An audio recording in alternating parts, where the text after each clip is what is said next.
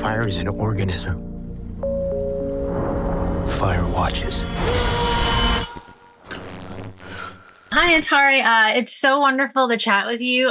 Congrats on Smoke. I love this show. I think I binged it like so quickly, wow. And I was so obsessed with it. It's so good. And your performance is immaculate. It's so beautiful. So thank you for this show. To start off things a little bit fun, there is a scene where Taron's character Dave is singing Michael Bolton in the car.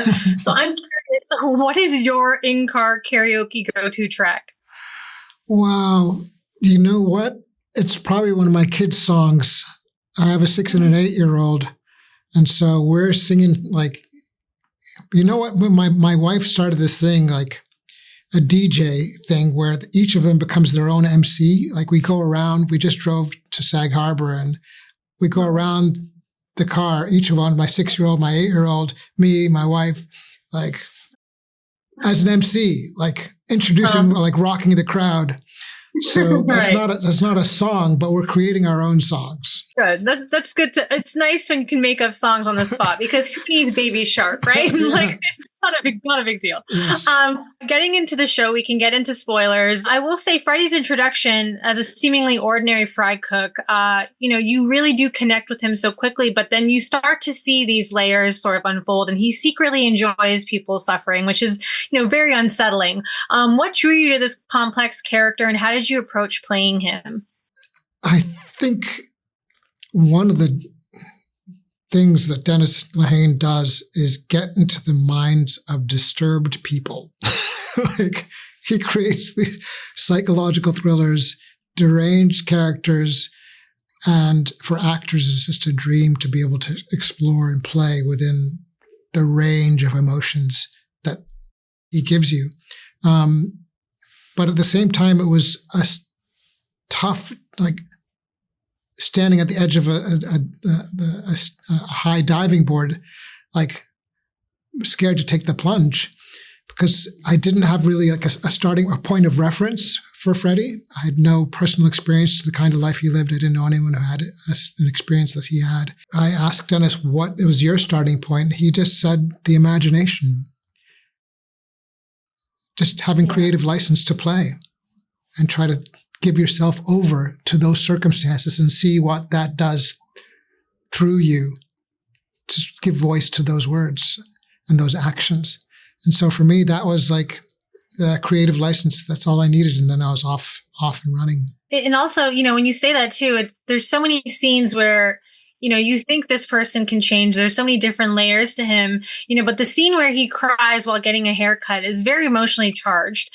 And, when he reflects on the past, how do you see this moment relating to his actions as an arsonist? Because I feel like he himself is, trying to come to terms with who he is, but it's really hard for him. Jean-Michel Basquiat, a great artist, once said that people who lighting fires, so it's a quote, I'm misquoting it, but is the greatest cry for help.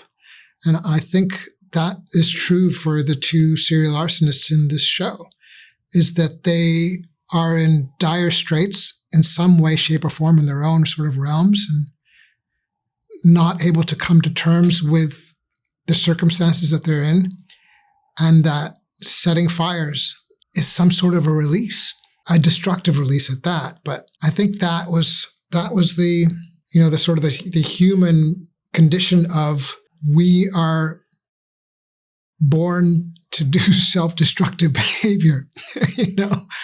We've all been in situations where we want the best from something and we end up lashing out or making things worse, or we make relationships worse, or we self-destruct at the points where we really needed to shine.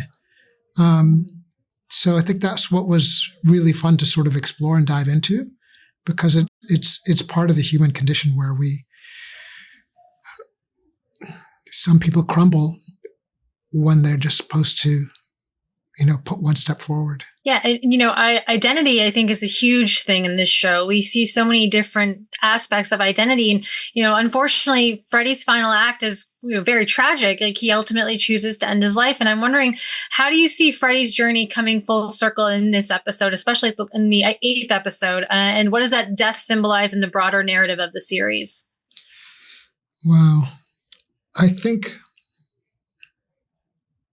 it's the ultimate form of self-destruction, really. We get to see each character sort of try to come to terms with their circumstances, end up making things worse. We hope for the best for them. They do too, but they end up still doing things that make things more complicated and difficult to unwind. We still hope for the best. I think after the big showdown between my character and Taron's character, we might hope for something, the best for Freddy or something to come. But no, he self-destructs. And ultimately, I think all of these characters, their inability to live in their ideal leads them to a path of self-destruction. Very well said. Well, thank you so much for your time, and thank you for this show. I'm very excited for everyone to watch it, and I cannot wait for everyone's reaction to your character especially. Well, your enthusiasm is jumping off the screen, so I can't wait for your viewers to see this piece and your take on the show.